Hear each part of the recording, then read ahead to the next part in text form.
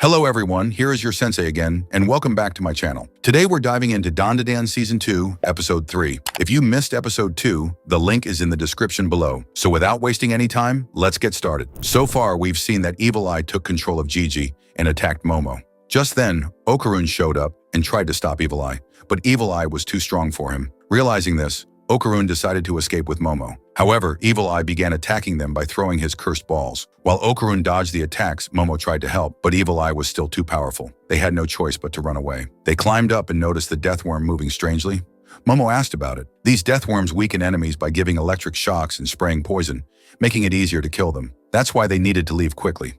Staying there was dangerous, but escaping wasn't easy. The exit was far above, and they couldn't reach it on their own. Momo wondered if the deathworm had a weakness. Okarun remembered reading in a magazine that deathworms are like bacteria and can't survive in sunlight, so they needed to get it into the sun.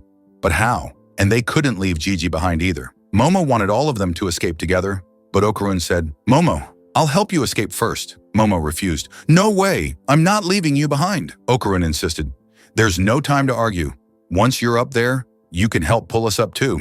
Momo asked, "But what about Gigi? He's not even listening." Okarun said with confidence, "Trust me, I'll bring Gigi. Please go now." Momo finally agreed. Okarun transformed, placed Momo on a sofa, and kicked her upward to help her escape. At first, Momo got scared and tried to stop him. But Okarun didn't listen and launched her into the air. Momo used her psychic powers to push herself up, but she couldn't reach the top and started falling. Using her powers again, she grabbed the edge and climbed out. Meanwhile, Evil Eye found Okarun again. Okarun prepared to fight. At the top, Momo searched for a rope to pull them out. She couldn't find one, so she tore down the curtains to make a rope. But when she threw it down, she realized it wasn't strong enough. So instead, she came up with a new plan. She remembered something Gigi had told her, and then she set the house on fire, yelling for the firefighter to come. Back inside, Evil Eye was playing ball with Okarun by throwing his curse ball, but it wasn't a fair match. Okarun was only dodging and trying not to get hit. Then Evil Eye switched to hand-to-hand fighting and began beating Okarun with powerful punches, mixing it with his cursed ball attacks. Still, Okarun did his best to stay alive. Evil Eye yelled, "Stop running like a rat. You're annoying me." Okarun replied, "That's exactly what I want. I'm going to use every bit of strength I have." Suddenly, because of the deathworm's poison, Gigi's nose started bleeding. Seeing this, Evil Eye got serious. He trapped Okarun in a strange space using his cursed ball powers. Inside the space, Okarun heard the cries of people sacrificed by the Keto family. No matter what he tried, he couldn't escape. Evil Eye then entered the space too and started beating Okarun badly in close combat. "This is so much fun," Evil Eye said with a twisted smile. "After you, it's her turn. I'll make her suffer even more." Okarun grabs Evil Eye's mouth and says, "You've said enough. There are some things you should never have done, and you did 3 of them. First, you hurt Momo. Second, you took over my friend. Gigi would never hurt Momo, but you made him do it. Now give me back my friend." Evil Eye attacks again, but Okarun dodges quickly, crouches down, and punches him with all his strength. He decides to fight seriously and starts hitting Evil Eye with powerful punches. Okarun lands 5 sets of 20 punches, 100 punches total. This breaks the space Evil Eye had created, and Evil Eye falls unconscious outside. Okarun says, "And the third thing you should have never done was make me angry." As soon as he says this, Okarun passes out. A little while later, he wakes up and tries to stand up quickly.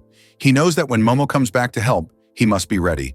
So he begins dragging Gigi's body upward. Then Okarun hears a voice. It's Turbo Granny. She's still stuck in the deathworm's sticky liquid and feels hopeless, thinking she'll be trapped there forever. But when she sees Okarun, she gets emotional and cries out in joy. Okarun carefully lays wooden planks to cross over the dangerous liquid and pulls Turbo Granny with all his strength. But just as he saves her, he slips, and both of them fall into the fluid. Turbo Granny yells, "You useless fool! Why aren't you using my power, you idiot?" Okarun replies, "I already used your power twice today. I can't transform again. So what now? We're just going to die here? Then say your last goodbyes. Momo, please save us." Meanwhile, the fire brigade arrives at the house to put out the fire. Firefighters work hard to control the flames. The police ask Momo if she started the fire. Momo says yes and explains the terrible things the Keto family did, but the police don't believe her and ask her to come to the station. Momo doesn't have time because the sun is about to set. She begs the firefighters to pour lots of water on the ground, but no one listens. Suddenly, an earthquake hits. People scream in fear. Then the deathworm bursts out of the ground.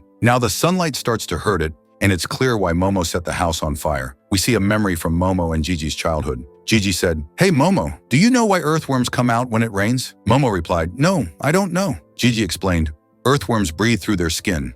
When the ground gets too wet from the rain, they can't breathe underground anymore, so they come up to the surface. But if they stay out too long, the sunlight dries them out and they die. That's why people call it earthworm suicide. Because of the fire truck's water, the death worm's hiding place got flooded. It came out to escape, but now sunlight is burning it. The death worm hides behind the remains of the house. Momo lifts the fire truck and smashes the house walls, exposing the death worm to the sun. The monster starts burning and falls down.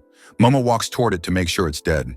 But suddenly the death worm twitches, and Momo gets scared. Then it vomits, and the entire Keto family comes out of its body. "So you're still alive? That's unexpected." The leader of the Keto family angrily says, "How dare you? Why did you do this to the serpent god?" Momo replies, "Are you serious? That thing ate you.